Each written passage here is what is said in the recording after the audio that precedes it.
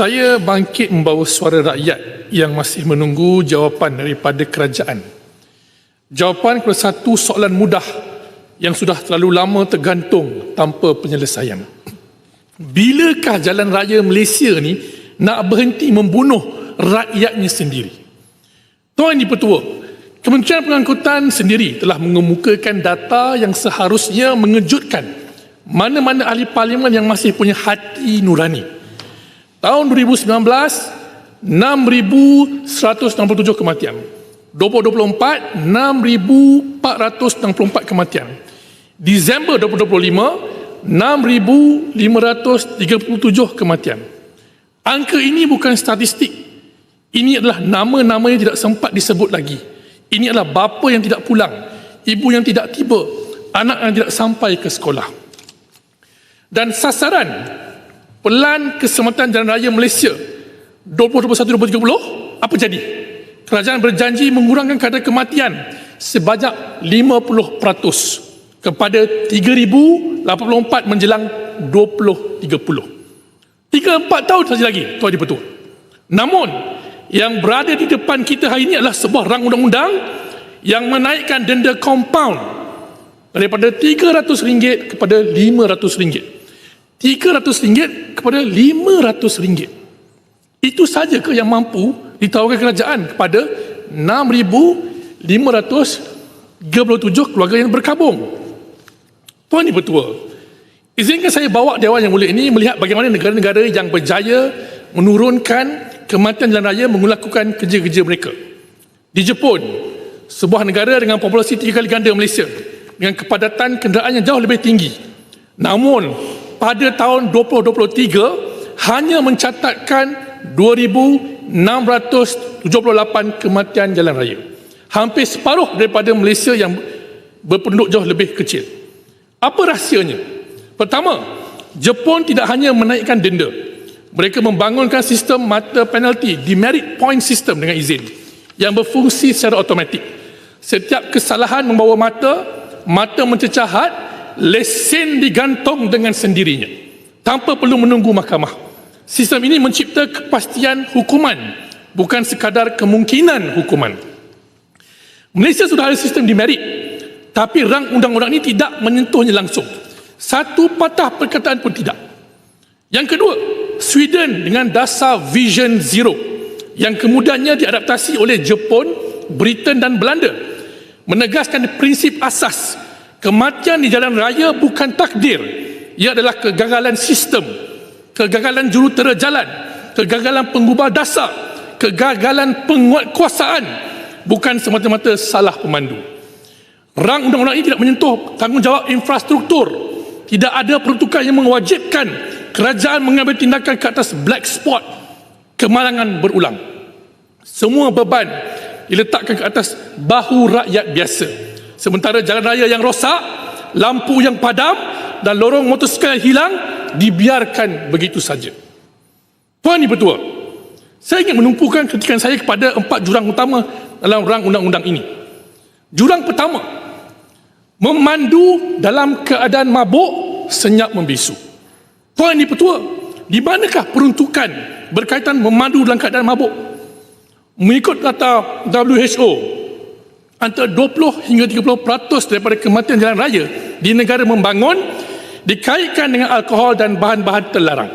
Di Jepun, Akta Lalu Lintas Jalan Raya menetapkan hukuman sehingga 5 tahun penjara bagi pemandu mabuk. Dan yang lebih penting, penumpang yang mengetahui pemandunya mabuk tapi tetap menaiki kenderaan itu turut boleh didakwa.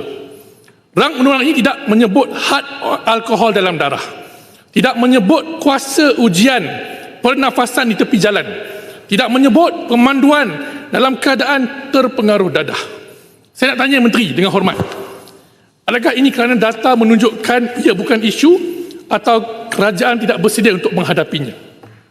Jurang kedua, pemanduan cuai, telefon, keletihan dan gangguan. Pada 2019, Jepun meminda undang-undang untuk menaikkan hukuman penggunaan telefon bimbit semasa memandu kepada 6 bulan penjara, 3 kali ganda daripada sebelumnya. Ia berikutan kajian membuktikan pemandu yang menggunakan telefon adalah 4 kali lebih berisiko menyebabkan kemalangan berbanding pemandu yang tidak berbuat demikian.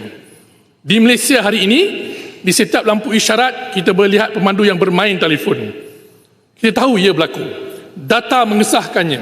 Namun, undang-undang ini dengan semua 41 pasalnya tidak mempunyai satu pun peruntukan mengenai gangguan pemanduan atau keletihan pemandu komersial.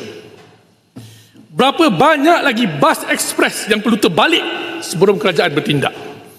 Jurang ketiga, Tuan Di-Pertua, tiada mandat teknologi keselamatan kenderaan.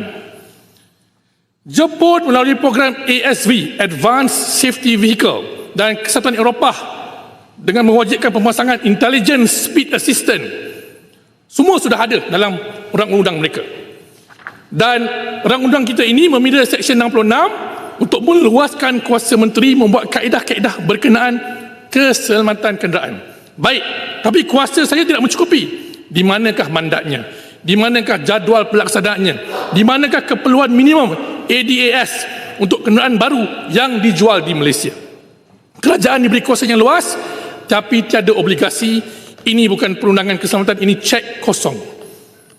Jurang keempat, Tuan Di-Pertua, di Jepun, pemegang lesen baru dikehendaki memakai tanda khas selama setahun. Dihadkan kelajuan. Dilarang memandu di lebuh raya tanpa pendamping dan tertakluk pada syarat ketat yang berangsur longgar mengikut pengalaman.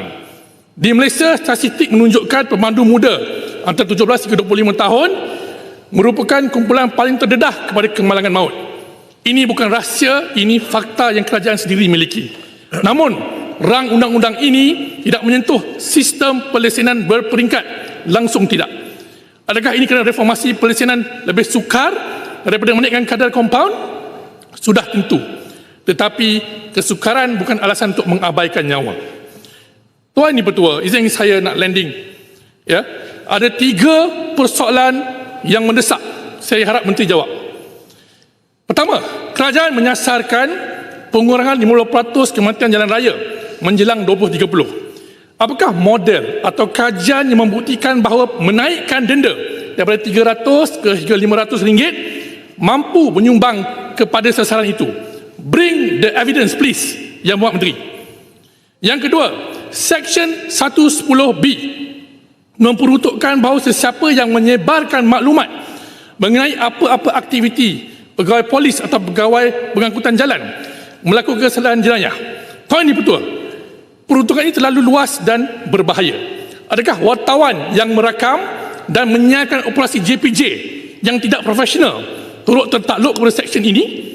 Adakah rakyat yang berkongsi video penguatkuasaan di media sosial boleh didakwa? Kerajaan perlu memberi penjelasan yang jelas dan terperinci atau meminda seksyen ini sebelum ia disalahgunakan. Yang ketiga dan terakhir, sistem kawalan diisytiharan di bawah seksyen 16 bergantung kepada pengisytiharan sendiri oleh pemilik kenderaan. Di Jepun, pendaftaran kenderaan memerlukan bukti fizikal ruang parkir yang disahkan polis sebelum pendaftaran diluluskan. Mekanisme pengesahan apakah yang kerajaan sediakan untuk memastikan sistem ini bukan sekadar borang yang diisi dan dilupakan? Tuan Di-Pertua, saya rumuskan, conclude. Saya tidak menolak rang undang-undang ini secara keseluruhannya. Peruntukan baru bagi golongan motosikal, kawalan sempadan, micromobility dan pemberitahuan elektronik adalah langkah yang wajar diraikan. Bagus. Terima kasih Yang Muat Menteri. Tapi rang undang-undang ini datang dalam konteks yang berat. Ia datang di bawah bayang 6,537 kematian. Ia datang dengan sasaran 2030 yang semakin mustahil dicapai. Ia datang selepas bertahun-tahun janji yang tidak ditunaikan. Dan dalam konteks itu, rang undang-undang yang hanya menaikkan denda kompaun sebanyak RM200 seperti membawa payung kecil ke tengah ribut taufan. Rakyat tidak mahu payung, rakyat mahu jalan raya yang selamat. Jadi, Tuan Di-Pertua, saya mohon Menteri jawab dulu sebelum kami nak sokong atau tidak pindahan ini. Terima kasih.